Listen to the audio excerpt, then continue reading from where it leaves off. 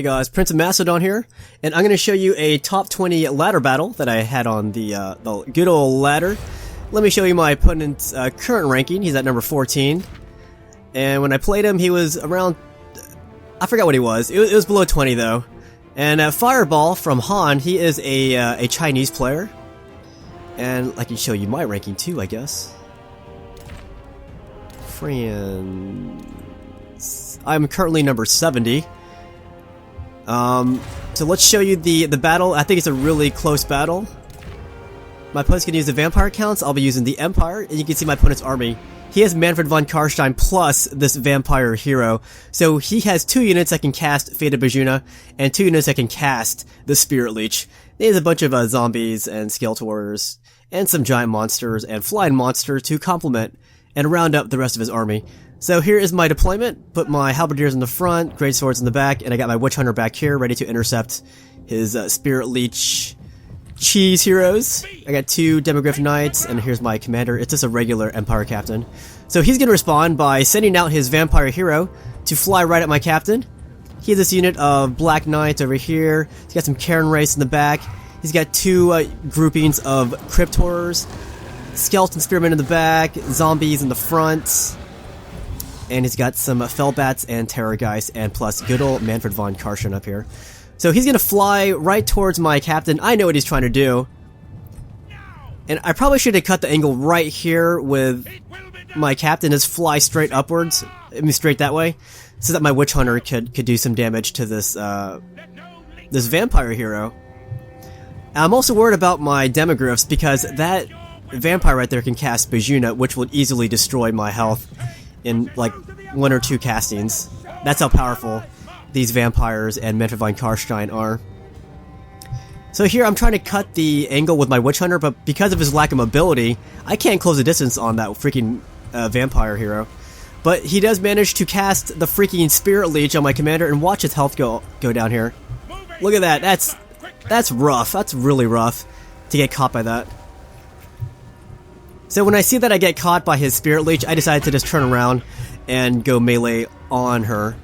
And that's going to give my Witch Hunter time to close the distance and maybe cast Accusation on her. So he's going to respond by sending in a Fellbat and a Terrorgeist to attack my captain. Here he actually managed to cast another freaking Spirit Leech, and look at my health. It's going way down.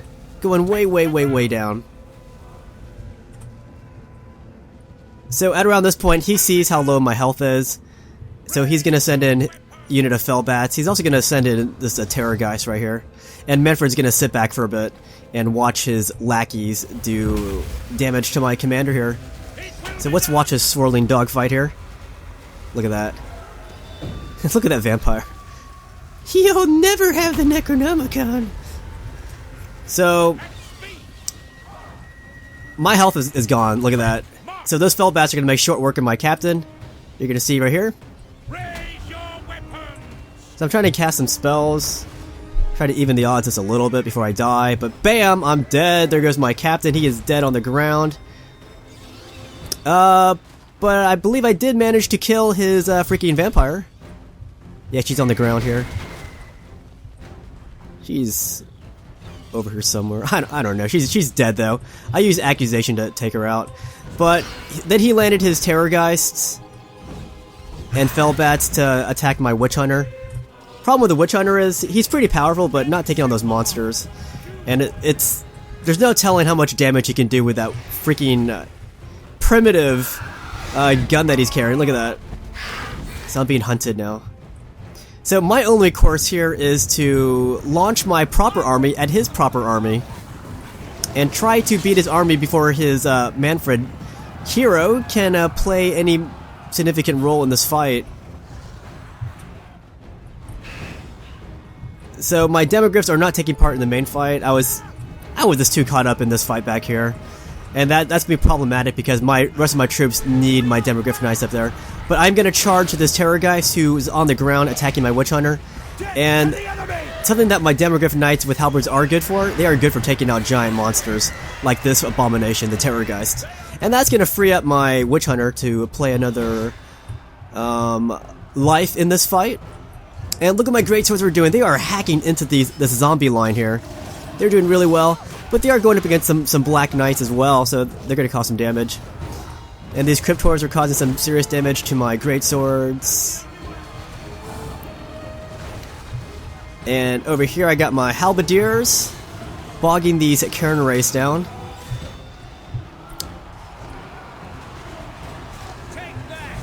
Freaking cryptors. So Manfred is now finally going to take part in some action himself, and I'm going to move up my witch hunter to accuse Manfred of heresy.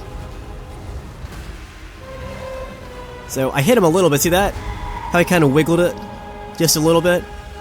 So I hit him with accusation, and that took his health down a little bit. But he did manage to cast Bajuna on my Demogryph Knight, and look at my health going down again. Freaking 3 or 4 spells wrecked my army, just like that. But I'm gonna go for a charge before my health is gone. Try to help out my halberdiers a little bit. But you can see in the back, his freaking Manfred unit just took out my witch hunter. My witch hunter's dead. There he is. No more accusations from him. But basically, his hero was not taking part in this fight, his lord, I mean. So my army is actually doing a pretty good job right now taking on this army. Army filled with monsters, Karen race, zombies, and skeletal warriors.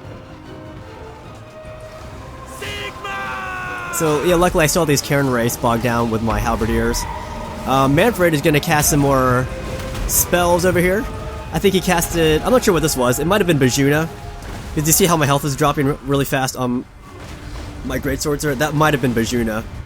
So that's how strong these freaking vampire count, well, this freaking Manfred is. He's super strong. And same with those vampire heroes. They can cast those same spells, Spirit Leech and Bajuna. They don't have Nagesh though. That would really suck if they did. But I got these Karen race bogged down a little bit. And the fight over here is doing really well. I'm actually going to envelop these skeletal spearmen and also the cryptors, and their health is going down really fast. So it seems like he is winning over on this side. I'm winning on the other side. I got some routing units over there. So I totally won this side. Victorious left flank. I'm going to transfer them over to the other side. Little delayed response there, but yeah, I was definitely going to send them over to this side so I could stop these cryptors. And as for his freaking Manfred unit, I had no idea what to do. I just had to hope he landed and hopefully my troops get some good licks on him. Or I can obliterate his ground troops, which would force Manfred to fight on the ground.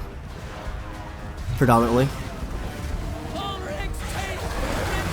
There's my Demogryphs riding out of there like heroes. But I got all these Empire troops coming in. Now remember, I've been fighting without my lord for the longest time, so morale is not really on my side here.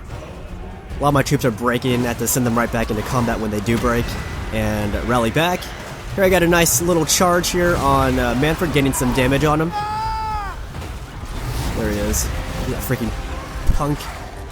OP cast spelling, spell chucking, freak abomination, monster commander lord. Yeah, I was trying to kill them all. So yeah, you can see a lot of my units breaking. I had to send them right back. And at this stage, it's just a grinding fight here. I want to take out his grunts, and then maybe deal with Manfred after that. But letting him fly and take off and do those really destructive landing things that this giant monster does, it's really rough on your troops. So definitely got to take out his ground troops to rob him of that ability. Just keep him grounded, basically. So look at this. It's looking almost tenable here. These monsters are about to pop, actually. You can see their health is way down. But Manfred is still in really good shape here. Now we're going to see what happens here. You can see my warriors are fleeing, as you can see in the background. But look at this. I'm doing a lot of damage to his monsters here. And I'm zoomed out a little bit so you can see their banners pop when they die, if they die. And Manfred's right there in the thick of it, leading his men through inspiration and terror. Oh, there he goes. Manfred just lunges at my guys here. And his Crypt Horrors still live, and same with these Cairn Rays, but it's not going to take too much more to destroy those monsters. See that one just popped? He's got one more monster helping out. Sorry, he's got that monster plus the Skeletal Spearmen. So those two units left. That one popped, so now he's down to his Crypt Horror. But until then, his commander can just fly off like that. Boom! Popped his Crypt Horrors, hardcore. So now he is forced to land, or he has to surrender the territory. So what do I have left? I've got all these units that are scattered with no leader to support the morale. He has Manfred, and it's really hard fighting a lord who's on a mount when all you have left are ground troops. Even though he has to be forced to land to fight now, it's still hard because he can land and then run away basically. So I had to be careful with how I deploy my troops. He can easily just keep landing on these isolated units and just destroy them like that. It's really hard.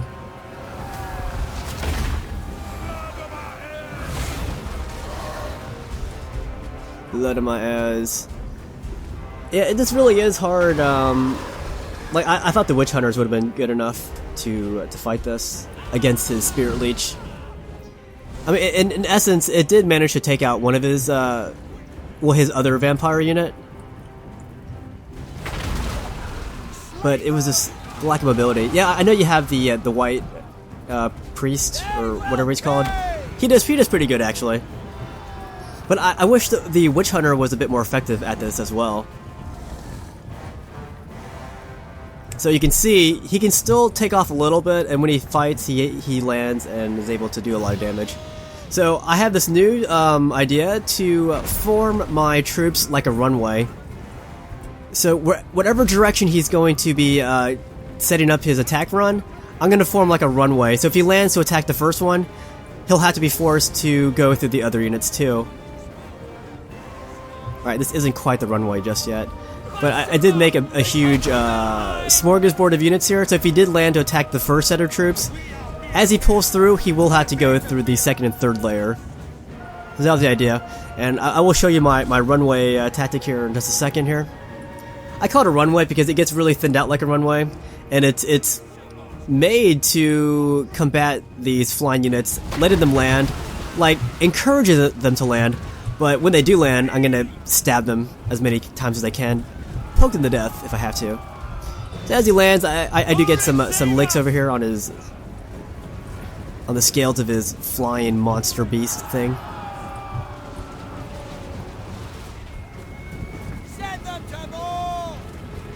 Let's go insert action on his commander here, so you can see what I'm doing with my ground troops here. So here I'm trying to predict where he's going to land. And I'm going to basically build a line to fight it.